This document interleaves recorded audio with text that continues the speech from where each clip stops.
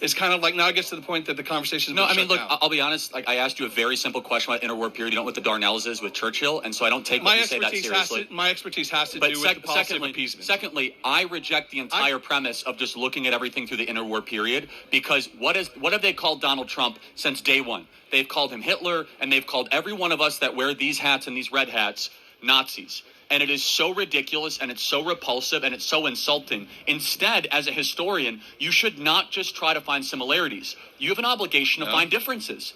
Say, how is Trump different than the interwar period? How is Trump different than Adolf Hitler? Can you tell me 3 ways he's different?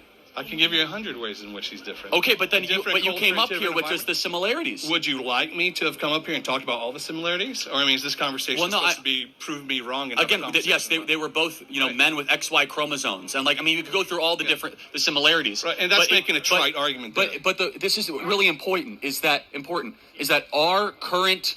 We are prisoners of the talking points of that everything bad is Hitler and everything bad is Nazi Germany. that way. I just despise. No, but you're actively playing into it. Instead, as a historian, what you should be saying you're not even allowing me to ask the question. Allow me to finish. Instead, as a historian, what you should be saying is, I know this period than anybody else better.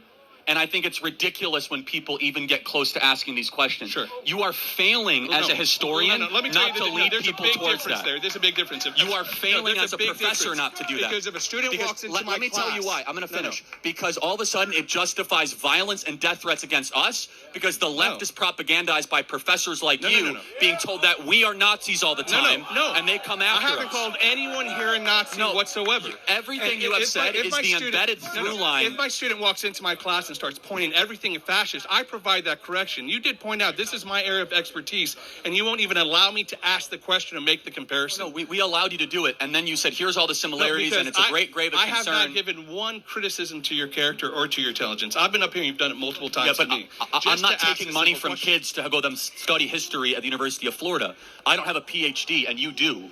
Okay? So the incumbent intellectual advantage is on you.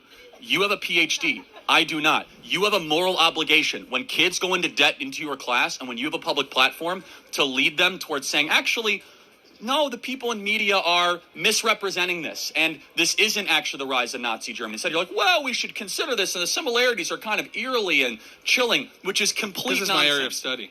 But I do have one thing, and I'll go ahead. And I do appreciate your time. I do. I remember during the election night in November, I sat back and I I was going through YouTube channel because you thought it was a restoration of the Judeo-Christian values that are inherent to the Constitution. Let me tell you why, because I think you might appreciate this as a historian. Joe Biden sent the entire federal government after Turning Point USA and me personally.